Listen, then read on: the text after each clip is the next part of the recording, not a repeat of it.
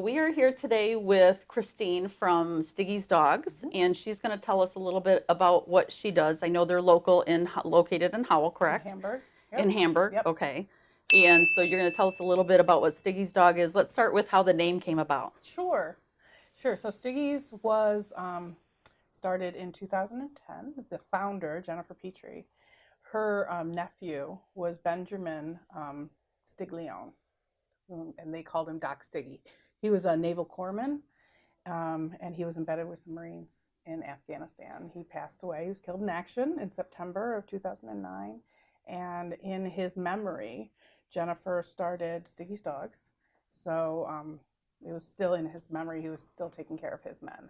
So that's how it is Stiggy's Dogs. It's kind of a different way, but it's in honor of him, and he's still serving his men today. Very nice. Mm-hmm. So tell us a little bit about what Stiggy's Dogs are. They're service dogs. Yep. What's the difference between a service dog and an emotional support dog? Yes. So there's really what we like to talk about is three different kinds of dogs.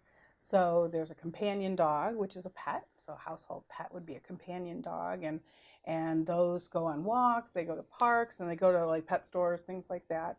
And that's a companion dog, and sometimes it's a really good option for some of our homebound veterans that we work with. Mm-hmm. And then there's an emotional support dog. An emotional support dog can be a therapy dog, can be an emotional support dog. It has some training. It usually has a Canine Good Citizen certificate, so it has to pass where it gets along with other people, it gets along with other dogs, it's under control in situations, and that is usually that kind of dog. An emotional support dog is invited into certain places like schools, hospitals, nursing homes, things like that. So it would go like a therapy dog. Sometimes they go to courts and things like that.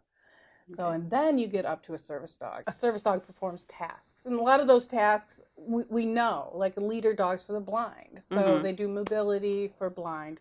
Then there's service dogs for the deaf, and they notify them of things around their environment. Okay. And then sometimes with disabilities for mobility, they'll pick things up. They'll pull people up. And for PTSD and that diagnosis, they might decrease their anxiety. They might get them to be able to be more alert in an environment. So it's kind of like got your back. So they're watching things. So is that mostly what you deal with as PTSD for the dogs? All of the veterans that come into Stiggy's Dogs have to have a diagnosis of either PTSD or TBI. So okay. Traumatic brain injury or post-traumatic stress disorder.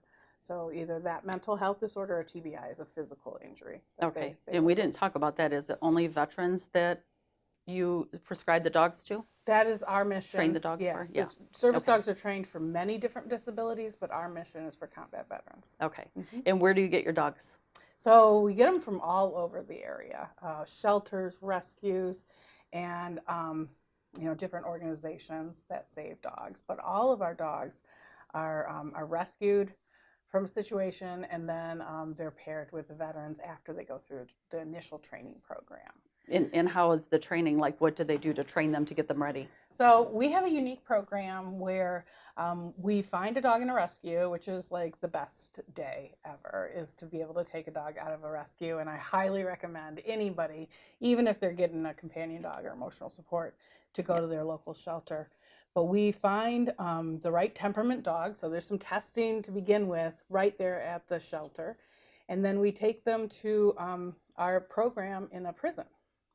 So our shelter dogs go directly to Thumb Correctional Facility in Lapeer County, and they live there with the inmates, and they go through basic obedience training there. So they can be housed there with the inmates for 4-6 months sometimes, and learn a lot of the training up to the task training that they need to before they even get paired with a veteran. Okay. And then is there additional training once they get out of the facility? Significant. So okay. From the facility, we'll find the veteran that they will be able to assist. So if you see it in the eyes of the dog, we look at the dog and the strengths and weaknesses of the dog, and then we try to find the right veteran for them that they'll be able to help the most. And then we get applications from veterans, and we look at the disability and the things that the veteran is talking about and needs help with, and then we try to find the right dog that's going to meet those needs, which is really pretty cool. And then we match those right there at the prison, and then for up to 6 months every week they'll come in for training to be able to individualize that training for the dog. Okay, so do you always have dogs on hand, or? So they're never at our facility. We don't house them, and we don't have a foster program. Sometimes we do need fosters, but right now all of the dogs are residential into the prison. Okay. Yeah, it's kind of Okay. neat. And so when we bond one, then we get another one from the shelter and fill that spot and keep going from there. Okay. And then I do know that your company is completely nonprofit. Yeah. So you work off of donations and help. And do you want to talk to everybody about? Sure. Yeah, of course. Nonprofit, you know, we have a lot of support from the local community, which is wonderful. We get donations, small donations. We have a lot of employee giving, which is wonderful. So people have Jeans Day at work or something like that and raise money. We do grants, and then we get services in kind. A lot of donations of dog toys and crates and beds and things like that. We're always in need of that because we don't have any cost to the veteran, and so and those things do wear out, and we serve the veteran and their family as long as they need with that service dog. So if they tear up a bed, we try to get them a new one. We don't have drop-offs or things like that of services or thing. We always need help around the facility. It's a very small staff. We try to stay pretty small and just have all of the concentration of the funds going to the veterans. Okay.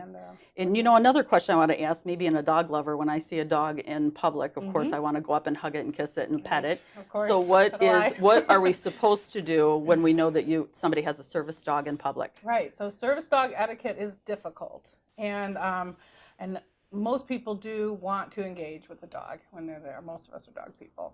Nothing against cat people, but so basically when a dog has a vest on and says service dog, they are working, and you shouldn't do anything that would distract the dog. Most people know that they're not supposed to pet the dog, but you're also not supposed to have eye contact. You're not supposed to have anything that would distract their job of protecting their veteran or to be able to meet the needs of their veteran, because they're always kind of measuring that connection, that bond. And so any distraction from that is very difficult for them to do their job. Okay, and I know one of the things that we talked about off camera, which I wanted to bring up in front of the audience too, was whether or not they know they're working when they have different vests on. So explain that a little bit. So dogs are dogs, and they should. Nobody works 24/7, hopefully. And so the dogs, they wear their vest, but when they have their vest off, they really can play. They can, roll around and spend some time with the family and so they know the difference. So once you put that vest on, you can see the change in a dog. So we are going to introduce Sarge here in a few minutes, who is sitting down at my feet, which is why I keep looking down. But tell us Sarge's story. Okay, well, Sarge, he was a rescue. He was at a shelter, a local shelter here in Michigan, and he was selected by a veteran and the trainer to perform tasks for PTSD. And then after Sarge had gone through training, and he's wandering off, he's embarrassed. The veteran passed away unexpectedly, and so they called me. He's used to being with a person 24/7, so he really isn't on his own much. He has a lot of anxiety as well. Being away and being out of contact with the person. So he's been with me for almost 3 years. He's definitely my pet emotional support dog, but he's not a service dog any longer. He's a retired service dog, and but has gone through the 120 plus hours of training that you need to have service dog. And can you expound a little bit on what jobs the dogs have? Like, what are the different tasks they can do? Sure. Depending on the needs of the veteran, because that's our primary goal, is serving those veterans' needs. They can pick things up. They can push or pull a wheelchair. They can open doors. I've seen some really amazing dogs stop falls, react to a seizure. They can calm the veteran at night if they're having night terrors, or they also can read.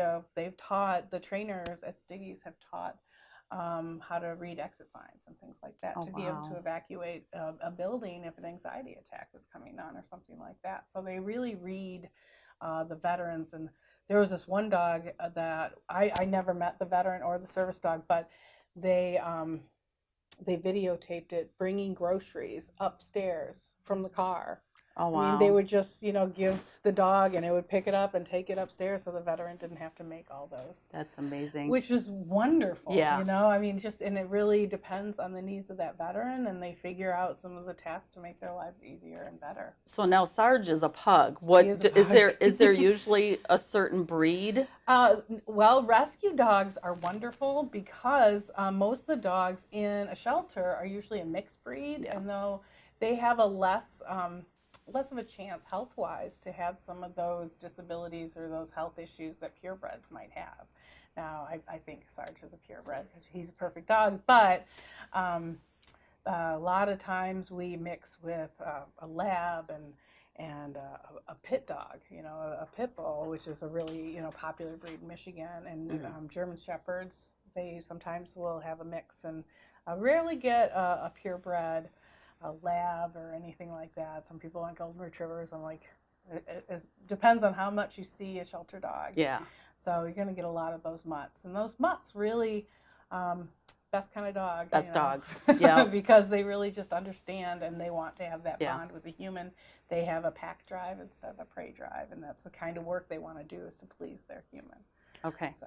And then probably last, before we get to do a little bit of interview with the dog, how do people apply for the dogs? So we actually, and I forgot to mention this, we have two different kinds of programs with Stiggy's dogs. So we rescue shelter dogs and train them, and then we also allow our veterans to bring their dog if it passes temperament testing and things like that. It has to have some basic training before it comes in, but they can apply to have Stiggy's training with their own dog as well. Okay. So that's kind of nice that they don't have to get a new dog if they already have a wonderful dog at home that knows that. So we have an application process. So 3 months a year. We just closed out our application in March, so for the whole month of March. And then in July is going to be our next cycle, where the whole month of July we're going to be open and accepting applications. So we hope to get applications, every day of July, and then from there we figure out if it's the right mix between that veteran's needs and the Stiggy's Dogs program. The trainers really are a big part of that, and then we start with weekly training sessions at the facility. Okay, all right, and we will make sure to have our audience, or give our audience the information so they know where to contact you, where to donate, and all that. That'd be wonderful. So I'm Tina Peterson with the Tina Peterson team at Real Estate One, and we wanted to thank Christine for being with us today and shedding a little bit of light on what Stiggy's Dogs does. Oh, it's been thank a you so pleasure. much. No, thank you.